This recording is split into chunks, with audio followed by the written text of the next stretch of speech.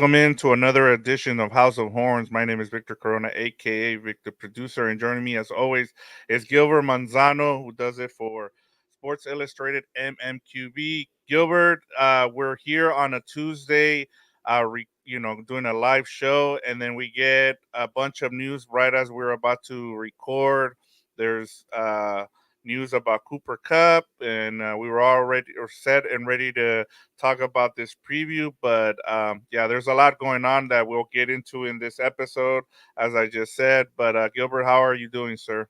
Yeah, I'm doing well. It's a short week. I'm planning on being at SoFi Stadium. My debut at SoFi Stadium this Nice. season, Rams versus Vikings, and yeah, it feels a little weird doing a game preview when it seems, I don't know if I should say this, but it seems like the team is ready to check out or ready to wave the white flag, or maybe they just think they could get a good value for Cooper Cup and still compete. We don't know, but we're gonna discuss it here on this episode. So yeah, it's a little weird to break down a game, but there is a game on Thursday night. It should be a good game there. I'm actually surprised that the line is pretty close there. I think the Rams are plus 2.5, but hey, maybe we are in store for a good Thursday night game. These Rams tend to deliver on Thursday night football. Yeah, and they've been good. We've seen good games from the Rams on prime time.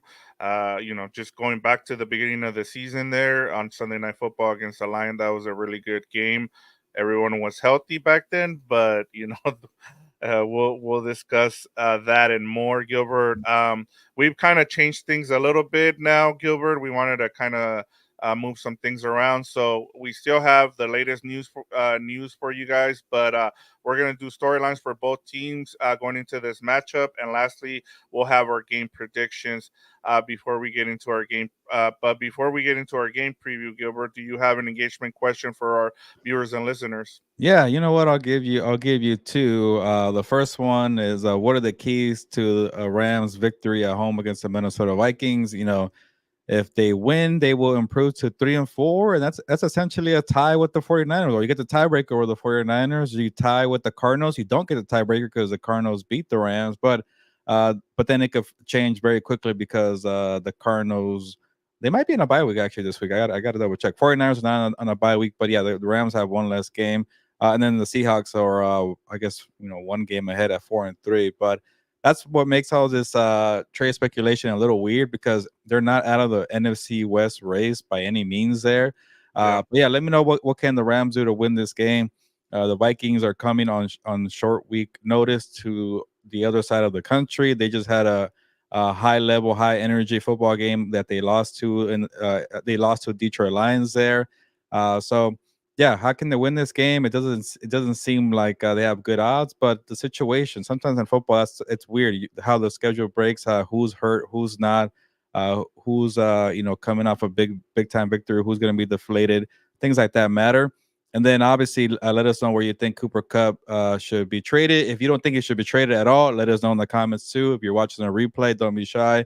If you think it's stupid to trade Cooper Cup at this point so early in the season when you still got a couple more weeks to go before the trade deadline. Like it's a little weird that they didn't do it after the Vikings game when you get 10 days to prepare for another team. But that's the way the Rams are doing it. So let me know your feelings about this when you heard this kind of come out today. And it's a little weird because the game is two days away, and Cooper Cup just spoke to the media, and we'll get into Yeah. all what he Yeah. said. But I think that should definitely be something that people want to talk about.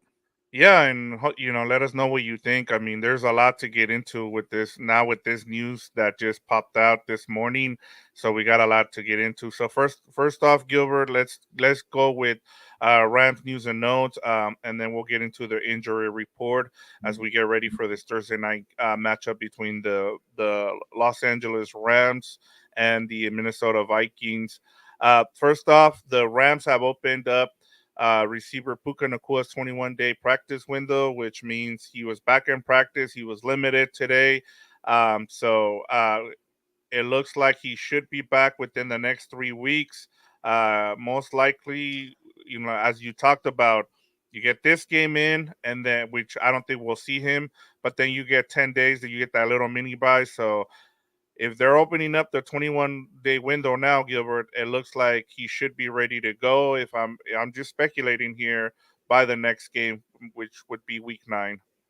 Yeah, and they will get the Seahawks and then the Dolphins after that. I think the Dolphins game is a Monday night game, which I'm wondering they're going to flex out. Maybe not because You to can a flex out Monday night games though, I forget. Maybe I got to double check. because I know Amazon you can do Thursday night football, which there's that window late in the season, and I know you can do it for Sunday night football. But I'm rules trying to have remember if Thursday night both could be flex to answer the question, but I don't know which one's sooner than the other because I want to say Thursdays are more in December, yes. and I think Mondays are in November. I got to double check, but you are right on which is which.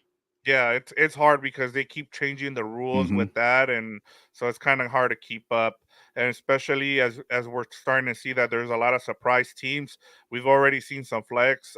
We saw the this Minnesota Vikings team Oh get yeah. flexed into Sunday night football versus the Colts. So yeah, we'll start to see that, especially if the Rams. I would think they would still want to see the Rams in on prime time, but you never know, especially if they start getting some of their guys back.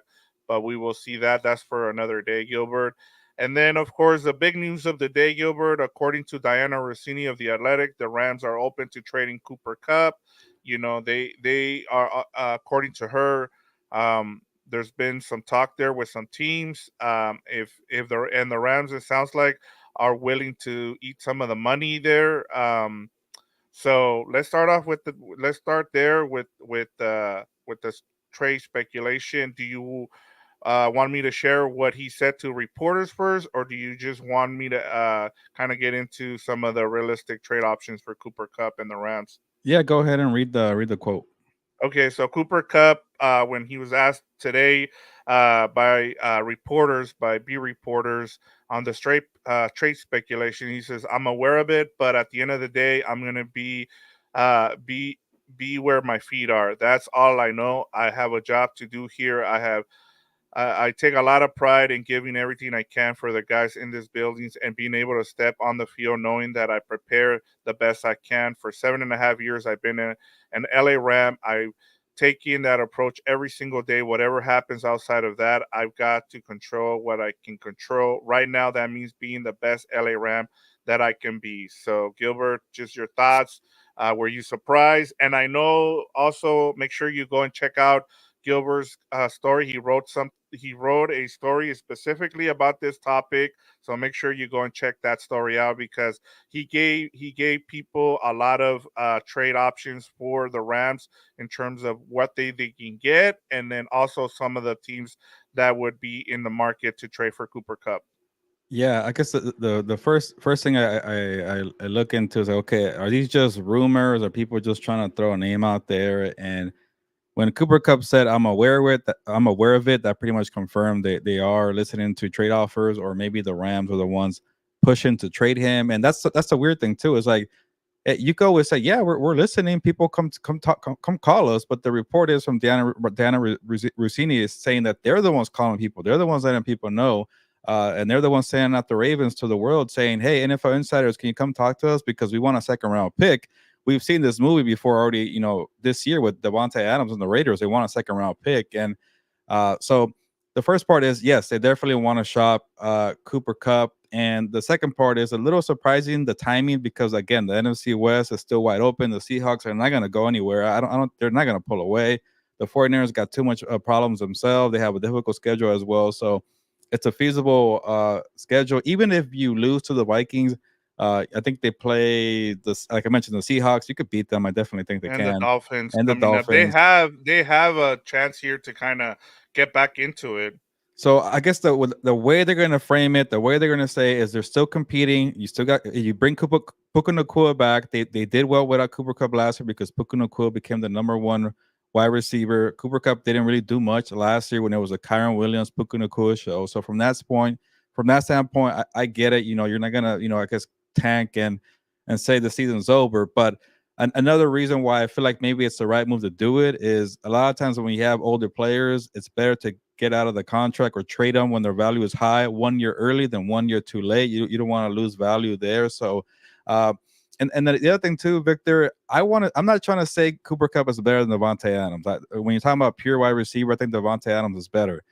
But if you want a second round pick, maybe Cooper Cup could be the one to get it because of what he does so much on the field. And we talk about it all the time here in House of Horns. This guy is more than a wide receiver. He's more than a slot wide receiver. He plays inside, outside. The pre-snap motion. A lot of people want to do pre-snap motion, but if you don't know what's going on the field, if you can't think quickly, if you can't be in the right formation, and you're not going to cost your team penalties, you're not going to bother doing it because guys need to be as experienced, quick thinking as Cooper Kupp. So all the eye candy before the ball snap, Cooper Kupp does that. All that he does is creating chaos, is helping out the running game, the blocking, the dirty work. Cooper Kupp just does it all. My one big hesitation, if you're going to trade for the guy and give up a second round pick, he can't stay healthy. If Yeah. you're thinking as a rental and you want to go all in, like the Detroit Lions, like I mentioned, they're the number one team on the top. Like Cooper Kupp doing the dirty work and making life easier for everybody else, and that running game will be just a bigger headache. I could definitely see it doing it. No one's going to care about second round pick if you win the Super Bowl. Even a team like the Commanders, who need it for this year, but also need a quarterback to develop. And Jaden Daniels, he's the ultimate quarterback friendly weapon. He did it for Jared Goff. That's another reason why I pointed the Lions there, Jared Goff.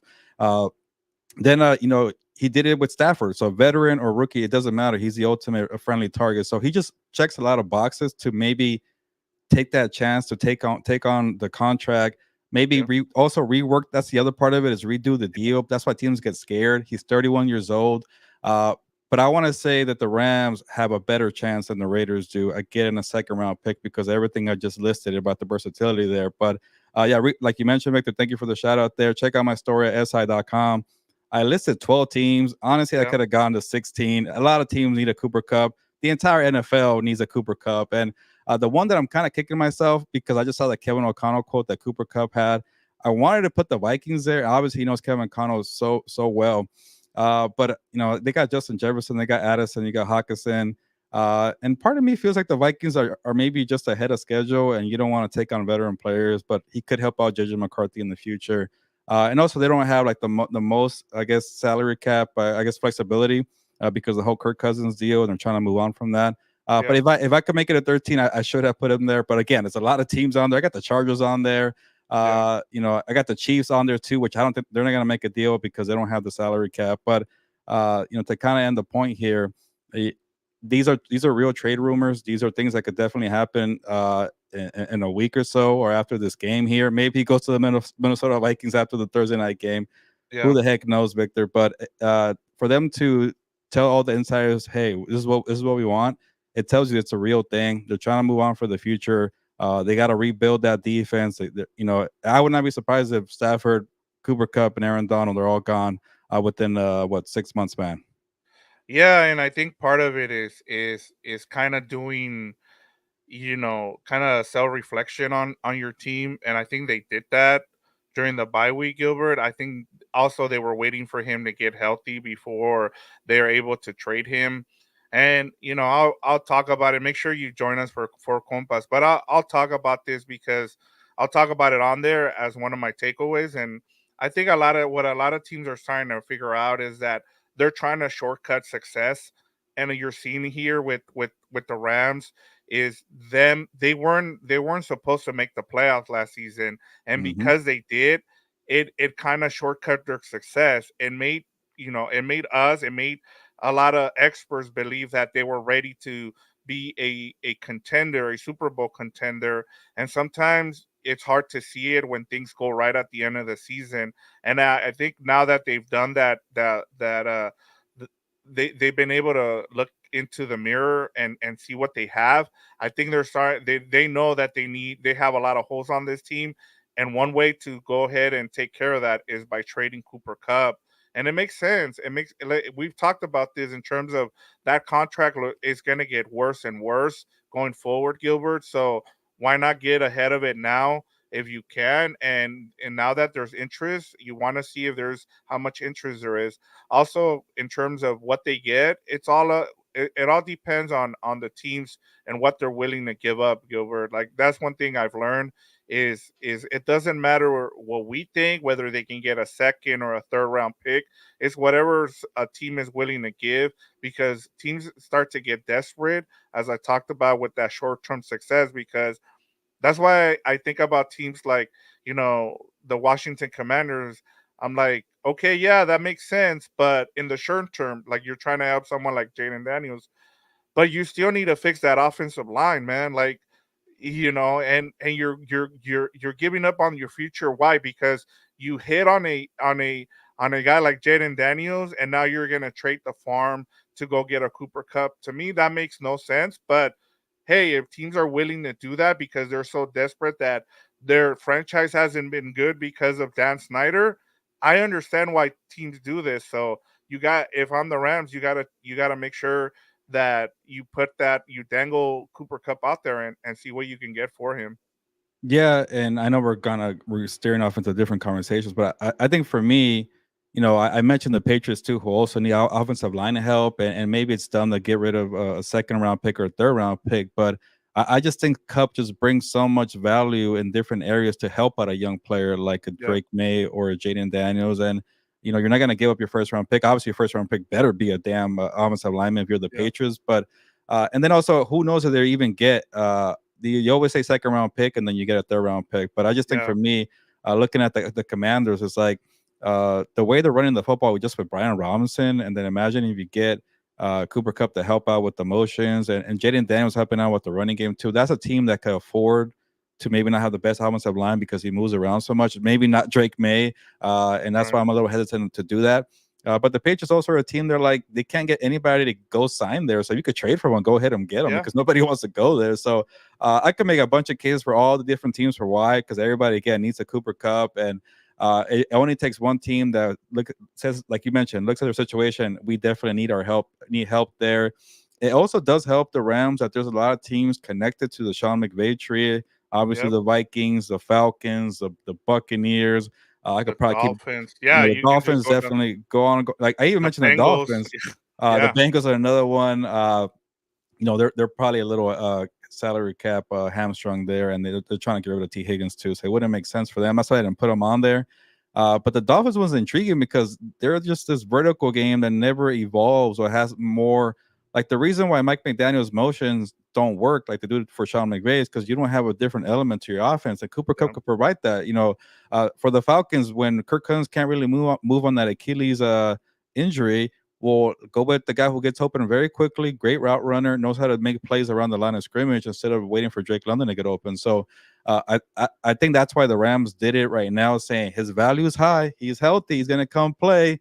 Give us a Yeah. second round pick. Maybe they get a second round pick before he goes on like that's gonna be interesting too, Victor. Like Yeah. if you want that second round pick, why even put Cup out there to risk another injury and then the value declines? Maybe Yeah. somebody says, "Hell yeah, give me Cup for a second round pick on Wednesday or minutes before Thursday." Like I would not be surprised if that happens either, Vic, because similar to the Raiders with Devontae Adams, they wouldn't play the guy because he had a hamstring injury. But Right. that's all part of the process there. So again, I can make a bunch of cases for why a team should trade for Cooper Cup. And the other part of I'm not being clear here, but I think the Rams should trade Cooper Cup. Yeah. And like you mentioned, that was the other point. That was a great point.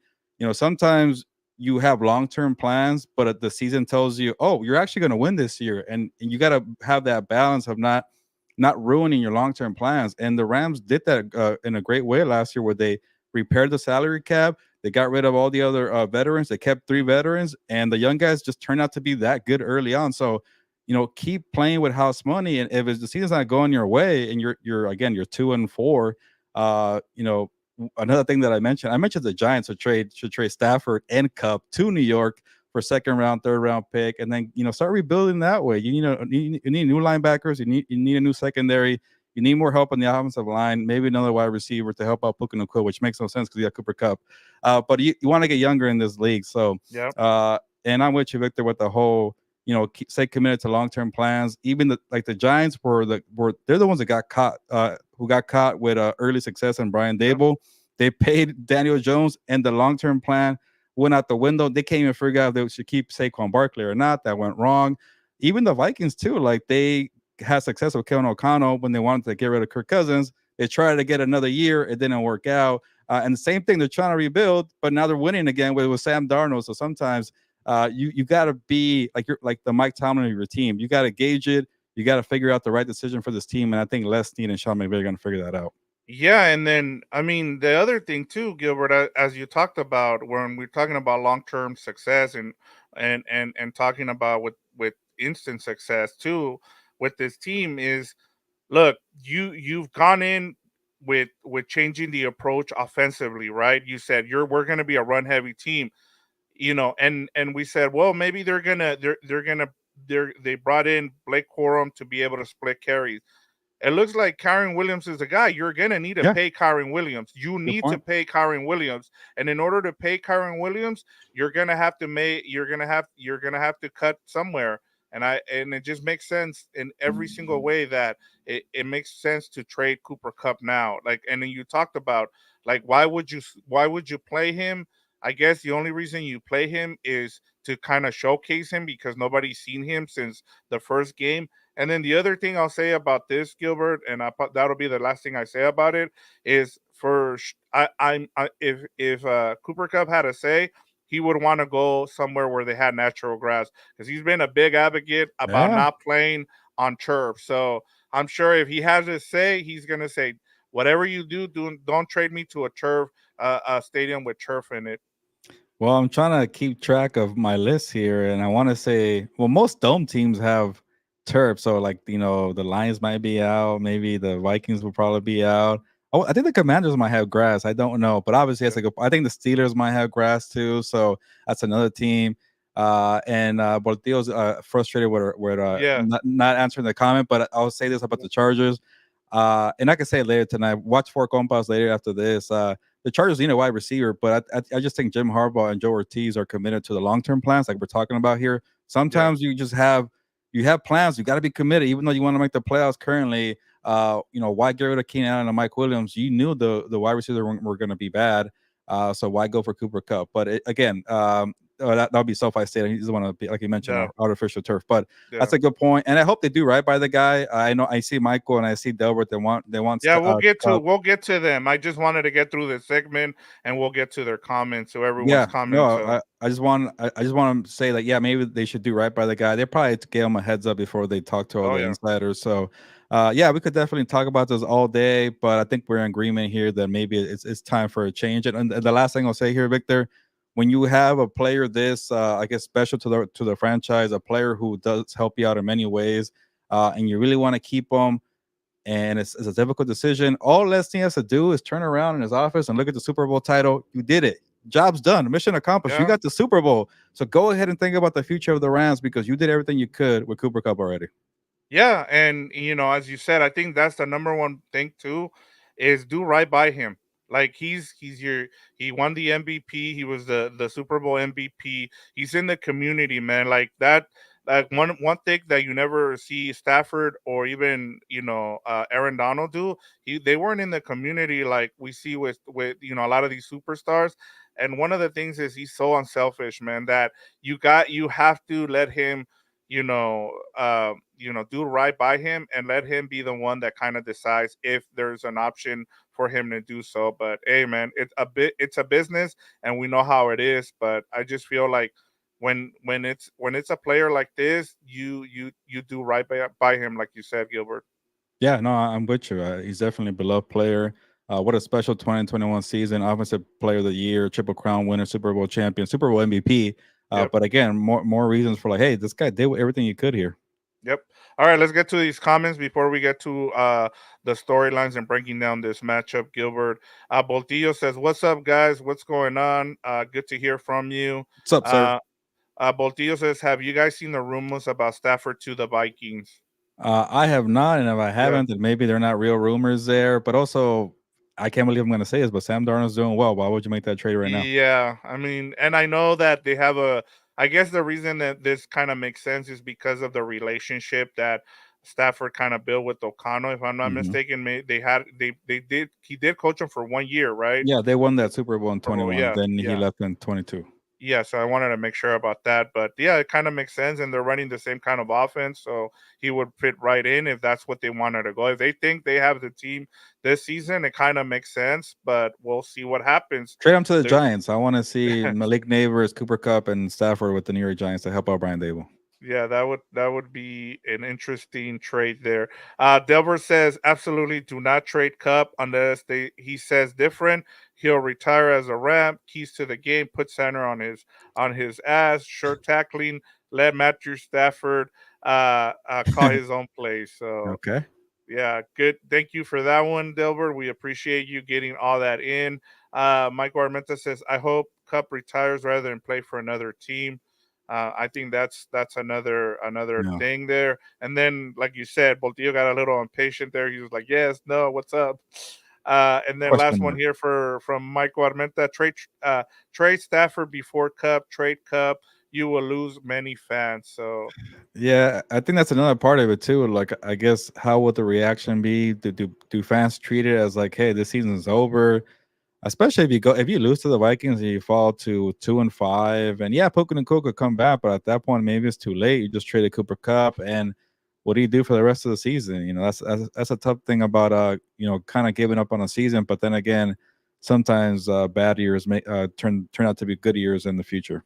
yep. Yeah. I mean, you have to do what's best for the team, and I know that Sean McVay and Les Snead are not in a, whatever they do here, Gilbert. It's not an easy decision to make, but at least if you have that conversation, as Delbert said, with Cooper Cup, and he's like, hey, that's fine. Like I'm okay with being traded. Then you go ahead and proceed with doing that. And especially if it helps both the player and the team. Yeah, no, definitely. All right, Gilbert, let's get to Rams and Vikings storylines. And let's start off with the Vikings. So Minnesota has surprised many with their 5-1 start this season. So let's start off with their offense. Who gets credit for what we've seen from this offense, Gilbert? So I guess the main thing is how much credit goes to Kevin O'Connell for this 5-1 start. Yeah, even last year, I gained I've always had good respect for Kevin O'Connell, but he really proved to me he's one of the best offensive minded coaches in the NFL. Like his first year, they did well, but is that how much was Kirk Cousins? You have Justin Jefferson. How much did you get lucky in these one score games when they made the playoffs? And I know it was a lost year last year, and they lost Kirk Cousins, and a bunch of injuries happened. But when he was getting the most out of Joshua Dobbs, getting the most out of Nick Mullins, like some of I shouldn't say the worst quarterback options. There are worse options out there, but not the best options. And you're still being productive. You're still giving the ball to Justin Jefferson and Hawkinson and Addison. So that to me was okay. This guy knows how to scheme it up. He knows how to put players in right positions to succeed and things like that. And here we go again. No Kirk Cousins, Sam Darnold. Well, I know people want to give Kyle Shanahan some credit for reviving Sam Darnold, but him going to the Vikings and starting ready to go, be 5-0. That's another credit to Kevin O'Connell. Justin Jefferson, believes in Sam Darnold, and I think a lot of that goes into what Kevin O'Connell has done there for that scheme. Maybe like Jefferson too was a free agent not too long ago. Like he could have been like, I don't like the situation with the quarterback. Yeah, you got you got JJ McCarthy, but he was the fifth pick in the draft. You got Sam Darnold. We've seen that, but part of it is like he trusts Kevin O'Connell to build something right there in Minnesota. Yeah. He probably trusts that regime, him, the GM, Quasi. So to sign for that much money and stay that long, I think that says everything about what they're building there. And obviously he has a good coaching staff with Brian Flores on the other side. So I think he's really proven a lot in those. I guess is it 2.5 years in Minnesota.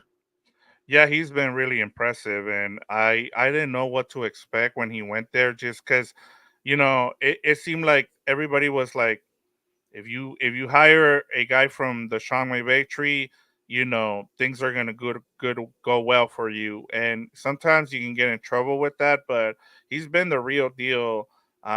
If I'm not mistaken, I remember him playing for San Diego State when he Yeah, was in school.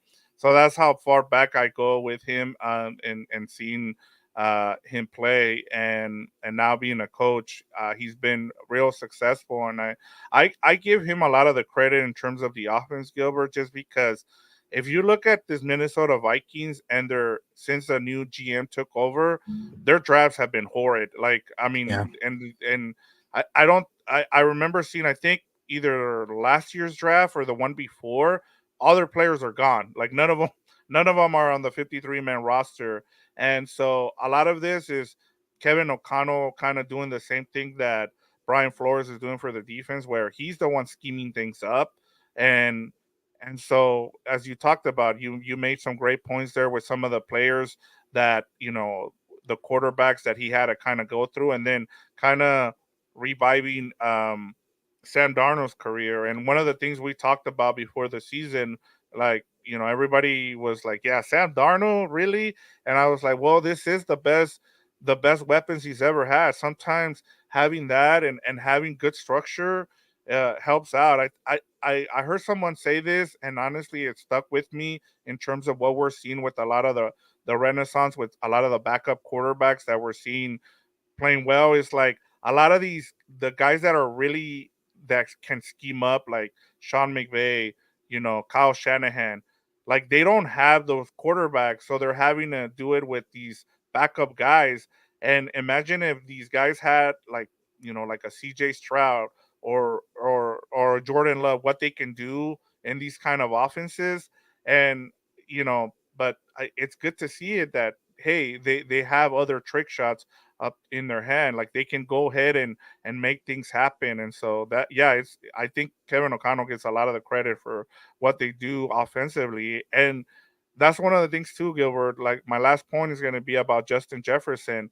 Usually you're able to take away Justin Jefferson, and somehow, some way, he continues to make plays happen, and that's because of Kevin O'Connell scheming him open. Yeah, and you're right about the GM. Like, part of the reason why I didn't believe in this team, yeah, yes, Sam Darnold was a big part of it, but I'm like, I don't see the vision. I don't see the plan here, and that's Yeah, because of the front office. Like, you're not hitting on draft picks. What the hell was the plan after they lost Kirk Cousins? It just felt like, okay, well, you're just gonna pay a bunch of money in free agency to Jonathan Grenard and Andrew Van Ginkel, and but I put aside how good coaching makes these guys work. Like, yeah, here's what I got as a GM. Go ahead and do it, Brian Flores and Kevin O'Connell. And to their credit, they did it. So I didn't understand the philosophy. And that's why also too, like I still don't even know where they're going. Are they gonna be yep, committed? Like they have a dilemma, to be honest, Vic. Like because Sam Darnold, I want to say it's a 1 year contract, it could maybe yep. be two. It's a But 1 year, $9 million contract from what I remember. so do you give up on what's going on right now and go to the kid already? Because you drafted him in the first round, and he played okay in preseason. So it's gonna be a delicate balance there. Is there real vision here? Is there a plan that Quasi laid out and they're gonna stick to it or not? Or is that or does it matter? Whatever the hell you pick, you're gonna be fine because Kevin O'Connell's in the field. So they're kind of in a similar situation when Cousins did well that first year when they all wanted to get rid of Cousins.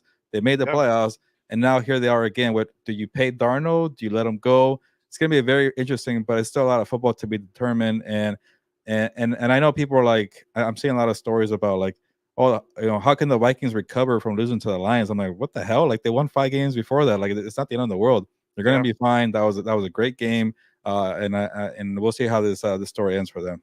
Yeah, and I mean, I think they're set up for for success right now, as you talked about. But the other coin, Gilbert, that and that's where I'm going next. Now is kind of moving over to the defenses, and we've seen the job that Brian Flores has done. He's done one of the best coaching jobs turning around a defense that doesn't have a lot of talent on there, Gilbert. I mean, and they've been formidable fours, and so for that's the other thing, Gilbert. You talked about yet on Lunas Live. You said, hey, somebody come in and hire Steve Spagnuolo from the Chiefs. It's like if someone hires Brian Flores away, you lose that as well. It's like, how do you go about building this defense without one of your masterminds? So has Brian Flores done enough with the Vikings to get a head coaching job? I don't know. Like it goes like I could even relate it to Spags, like you mentioned. Like a lot of people can't get over first coaching stints. If you like, Yeah, it's kind of hard to get a second chance in the NFL. And the ones that get second chances are for some reason, or maybe not for some reason, an obvious reason. If you have friends with the media and people talk you up like you're some kind of genius and you're this offensive mastermind, like Spags and Flores are both defensive backgrounds. If you're great at interviews and people know your name, you might get another chance there. So if you won a Super Bowl, you will most likely get another chance. So there's ways to get another chance after a failed stint as a head coach, but I just don't know if Brian Flores has that.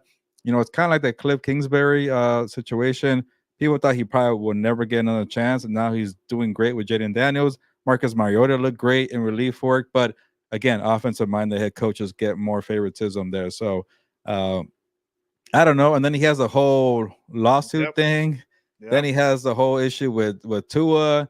Maybe he's too much of a hard ass for these new players. So, you know, if this Vikings defense is the reason why they go to the Super Bowl or they win the damn Super Bowl, then what else can you do here? You should give the guy a chance. But again, Spagnola has won the back-to-back Super Bowls, 4 Super Bowls as a DC, continues to build dominant defenses, but he's not getting opportunity. So I think Spags might get more of a look than Brian Flores at this point.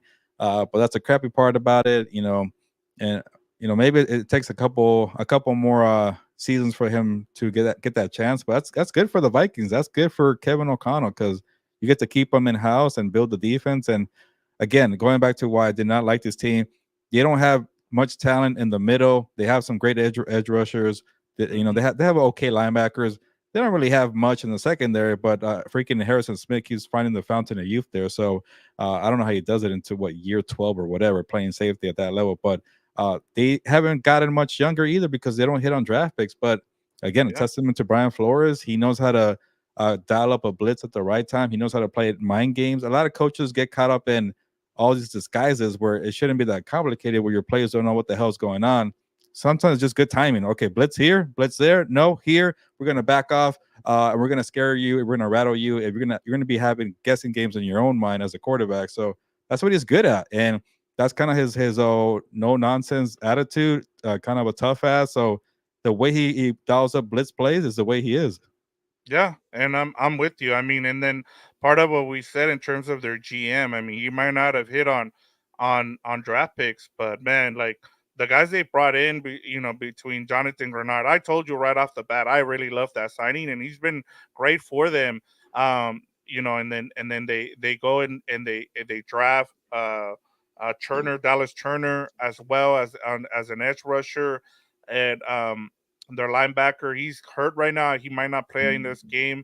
Blake Cashman, he's got Mhm. a toe injury, but he's been another good signing from the Texans as well. I mean, and you talked about with Harrison, and then just some of the guys that they have on this team, and a lot of people don't even know who their corners are, and they just continue to um, you know dial up the blitzes and the disguise, and it works. And it's just hard for me to kind of see why this guy can't get a coaching job. I understand everything that you laid out in terms of the lawsuit that he had with the NFL, and what happened with Tua, but sometimes you got to give a guy another chance. We saw it. I mean, Bill Belichick, he's a defensive guy.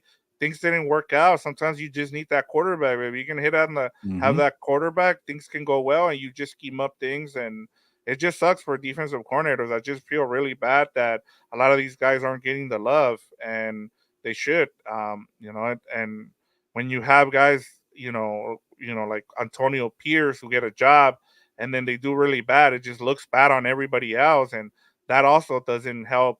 Defensive coordinators get jobs, so Yeah. it's an uphill battle for defensive coordinators, but Watch the Super Bowl be the Vikings and the Chiefs, and no one's gonna hire either DC. yeah, exactly. I mean, that would suck, but that's just the reality of it.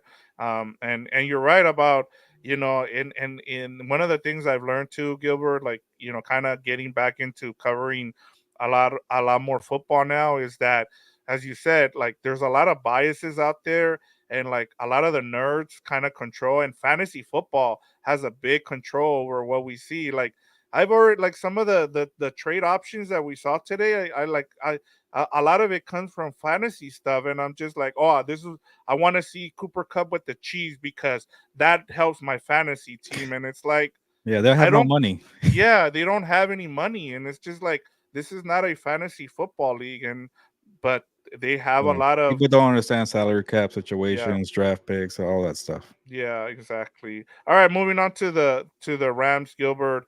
The offense struggle versus the Raiders, is this more on the injured players, or is it more on the offense still searching for their identity? And honestly, are the struggles on the offense due to the injuries, or is this McVay's play calling? Because it looks like even some of the fans are starting to kind of question McVay's play calling. You even saw Delver say, Yeah. "Hey, have Matthew Stafford call the plays."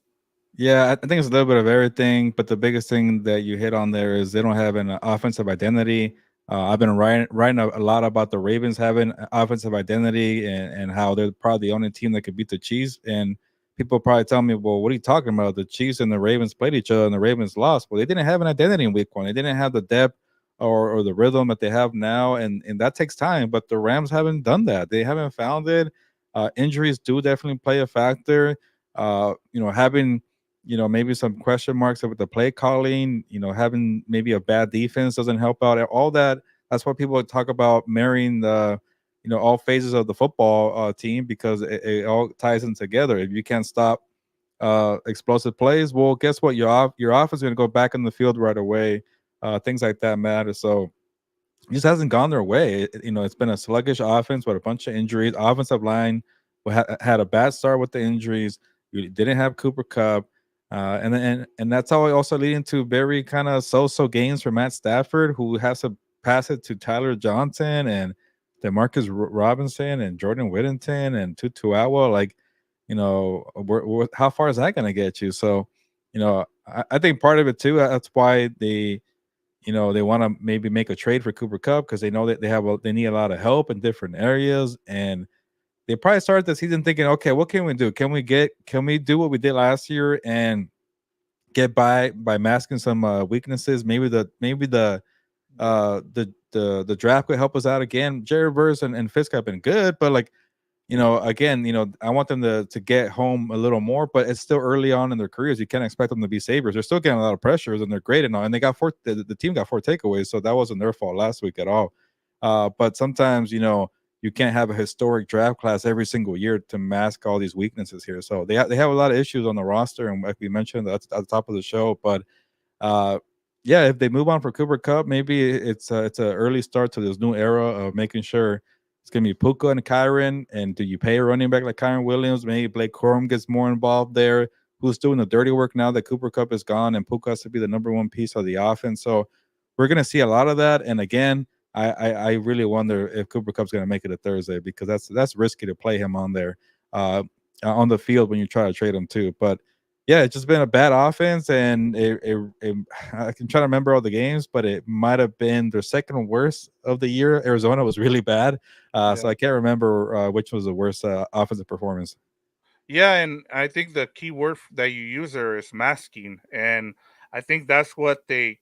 I think part of why McVay kind of decided to change his offensive philosophy was because he was trying to mask, some of their deficiencies last season, and once they came back from the bye, they realized that they can run the ball. That with Kyron Williams, and that was going to kind of feed into Cooper Cup and Puka Nakua. And when you don't have those guys available, kind of when we talk with the Vikings, during their storylines is, you know, the problem is that their free agents haven't really played well. I mean, they haven't been available. Jonah Jackson was going to be a big reason. He was going to be a big part of this offense, and they were going to run the ball. He's been hurt from day one. It seems like, and Kevin Dotson's been hurt too, but he's been, he's battled out there and get and grind it out.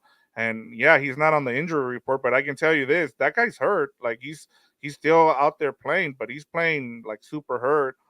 And then of course Cooper Cup goes down, and so does Cooper Cup. And I think that's part of the problem is that last season you were able to keep those guys healthy for the most part. You had Cooper Cup miss some games at the beginning of the season, same with Kyron Williams. But once everybody was healthy, that's when they made that run. And that's what you're kind of hoping for now. Is like part of it is, yeah, the reason they're struggling is because of injuries, but also McVay's play calling. I think he, as I talked about, if you don't evolve, the league is gonna leave you behind. And I think he's done a good job of it, but the other problem is that he's got a bunch of guys out there that are running his system, and they're copycat. It's a copycat league where they're letting those guys know on defense, like, hey, this is how you stop him. These are ways where if you take this away from him, you can use this to for him not to be successful. So that's part of the problem, and so it's like, okay, I've taught all these guys how to do everything, and now I need to you know come up with a different way of beating them because they have everything, all my knowledge, and they passed it to other guys. Yeah, and you're gonna see that up close to Thursday night with Kevin O'Connell, and who knows, maybe that's part of the thinking of why Sean McVay wants to retire so early, or at least he did a couple years ago. Because hey, at some point they're gonna catch up to me, so let me go enjoy it, making money up in the booth there. But I think last year might have shown him a lot that hey, I could evolve too. I still have new Yep. tricks up my sleeve, and what they did last year was definitely they reinvented themselves there. But again, this year it just felt like 2022 where a lot of injuries happened. So again, if it happens with the Cup trade here, I want to see what he does. What are the pieces to start early here for the rebuild? How are you going to use Puka? How are you going to use Kyron? Uh, Also, too, maybe you wouldn't even get a chance this year because is Stafford really part of the future next year? I don't know. If you trade Yeah. Cup, the chances of that are look pretty slim.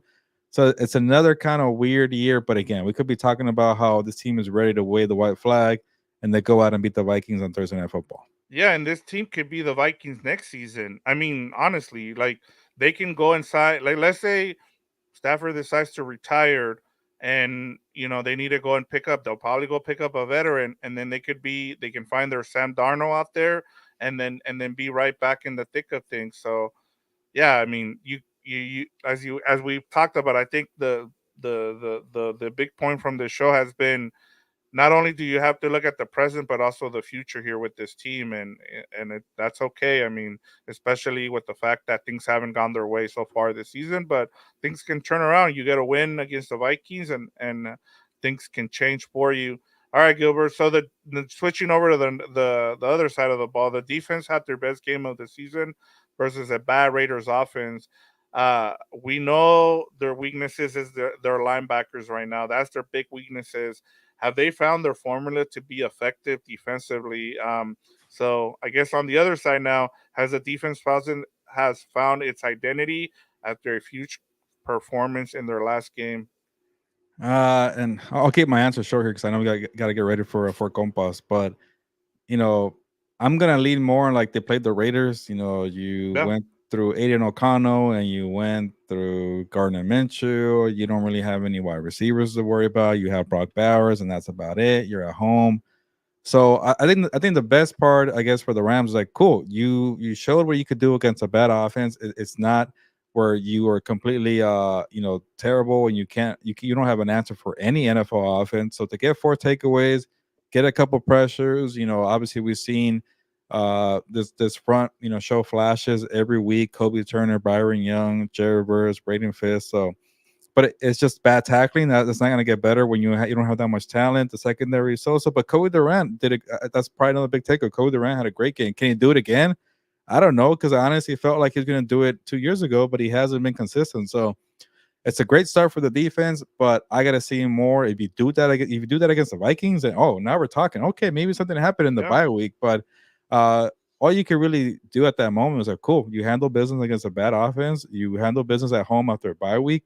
You're the reason why they won that game last week. So definitely pat yourself in the back and get credit. But now you got to do it again in a short week against a very good offense. yeah. Do it again. I mean, honestly, that's my biggest thing is if it is. I saw Jordan Rodriguez say that they found their identity, and I'm like, I need to see it more. Like, Yeah, I was against a bad team, and I get it. Like, I understand that. Like, I just want to see it. I want to see it against a good team, as you just mentioned. Like, I know what the weaknesses are on this team is linebacker. The benching of Tre'Davious White was necessary. Darius Williams has been better. Quinn Lake has played better now that he doesn't have Tre'Davious White on that side. I want to see more of Jalen McCullough on that. He got 18 snaps, Gilbert, and he had two Yeah, interceptions. Like, why isn't he playing more? Like things like that. Like, and I get it. I'm not there. I don't know how Chris Shula is running his defense, but I can tell you just from watching, like, yeah, it's awesome that this defensive line has some of the best pressures in the league, but they're not sacking the yeah, quarterback. Like, pressures are awesome, and I get it. It leads to bad throws, and that was part of the reason why they ended up with four interceptions. And yeah, but you also want to see them, number one, be able to do it against a good defense. I mean, a good offense, like we're going to see against the Minnesota Vikings, and then also get home, like get home with those pressures and get those sacks. Like, I keep seeing everybody's talking about Jared Verse and how great he is with pressures. I'm like, I still don't see the sacks though. yeah. Like like I understand that it's a new uh nerd stat that everybody likes, that pressures are better than sacks, but you still, the sacks, lead to you losing field, losing yards on a down. Like, those are big, getting rid of the ball and having a pressure, yeah, sometimes it'll lead to a turnover, but again, I want to see it again, Gilbert. Before we move on here to our next thing, and we'll close things out, just want to get Daniel Calderon. He's what's up, y'all? Good to hear from you, What's up, Daniel. sir? He says, sucks. We officially rebuild mode.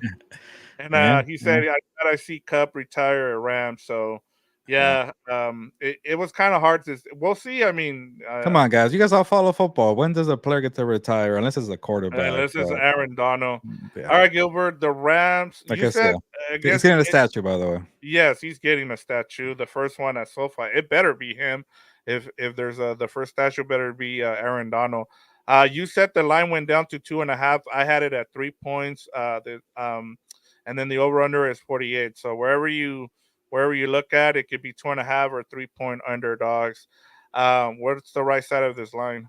Yeah, and I even saw that plus 2.5 for the Rams here, and I think that just tells you about the situation where the Vikings find themselves. Again, they had a lot of energy in that game that they used against the Lions. You're traveling across the country, like we're from the Midwest, short week, but then now you hear all these trade rumors for the Rams, and it's kind of like maybe take the points and go with the Vikings here. But uh, this is the thing too. Like again, I know I've been the most critical Vikings, I guess, person here, but sometimes the teams are, they're not really real contenders. If you lose one, they tend to drop another one very quickly. But I won't make that the Vikings thing because they showed me they beat the Texans, they beat the 49ers. They had a pretty difficult schedule. Another reason why I thought they're gonna struggle because that schedule was difficult. So again, I was very impressed. I don't think they're frauds at all. I'm not saying they're going to win the Super Bowl, but I think they'll be in the playoffs for sure.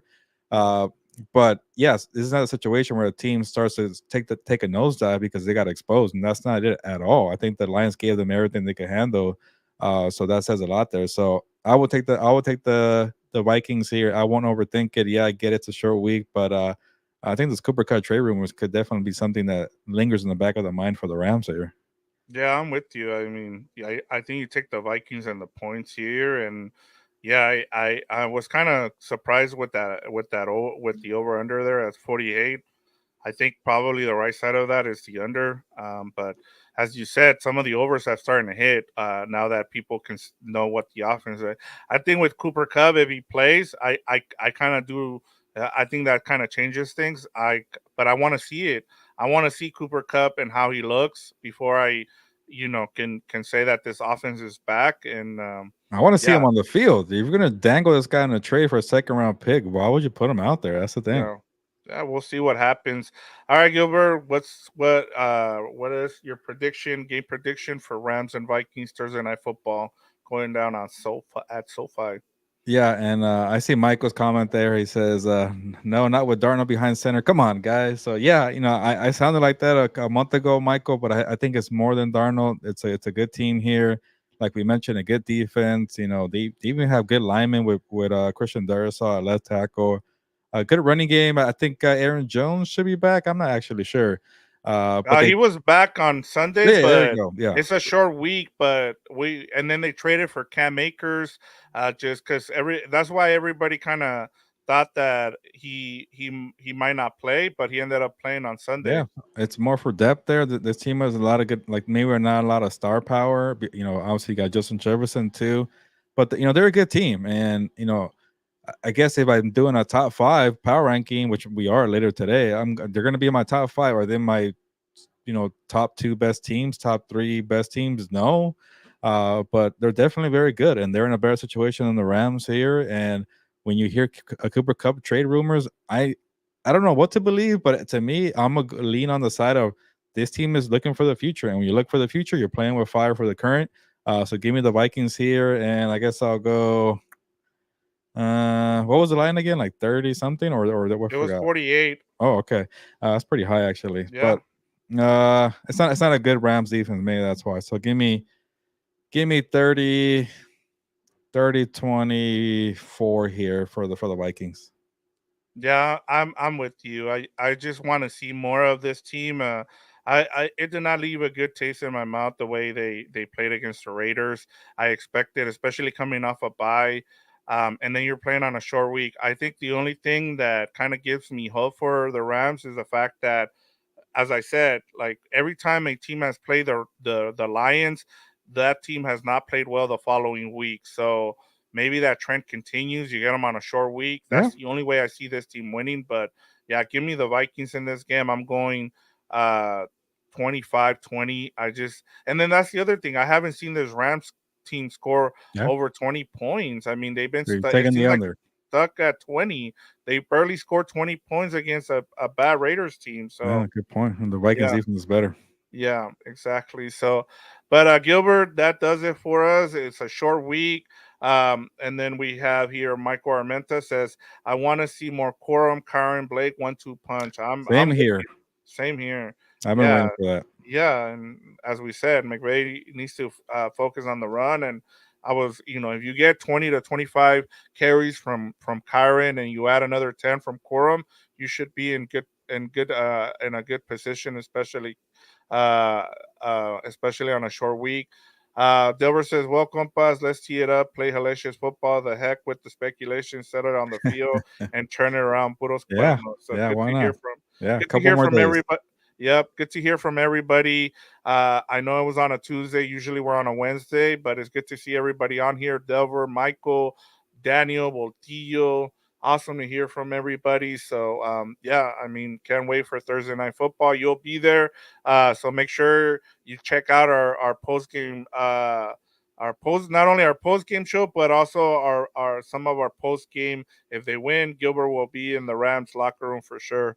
Yeah, yeah, definitely. So let's see if they get that done, and check us out in a few minutes here for Four Compas, and definitely check out Gilberto's hour tomorrow, 5 p.m. Pacific. So everything's moved up one day early because of the short week Thursday night football. Andre is saying Rams getting the dub. I'm taking them at those odds. So cool. I like the confidence, Andre. Short week. They're at home. The Vikings got beat up by the Lions. I would not be surprised. I'm just taking the Vikings, but I think the Rams could definitely surprise us here. Quick One more question: from when do y'all think Puka debuts? And I'm gonna say the game after this one. I think that's Seattle. Yep. So you get 10 days of rest after this week and after Thursday, and that could be about maybe 2 weeks of practice for him there. Yep. About almost. I agree with that. I mean, the last one would be against the Dolphins, and that's on Monday night. That gives you extra time. But I just the fact that they started his window now, it just kind of tells you that their that's when they think he'll be back is against Seattle. Yeah. All right. It's time to get going here. Victor, I'll see you in a bit for four compas, but Yes, that's another good show. Thank you, Andre, for getting those questions in there late. Delbert, Michael, Daniel. Enjoy Thursday night football. Again, it's a weird feeling, I'm sure, for you Rams fans with the Cooper Cup trade. It could happen quickly. It might not. I know the Davante Adams one took a while, but if it does linger for a while, hopefully Cooper Cup is on the field, stays healthy, has a good game. You never know; it could maybe a farewell game there, and go out there and support him. You're going to SoFi Stadium, so maybe it could be history for me to watch Cooper Cup there on Thursday. But Michael says Rams 24, Vikings 21. They're going to shock the world. I like it, Michael. Why not? But it's time to get going. Check out Four Compas here in a bit. Ya nos vamos, pues, vámonos.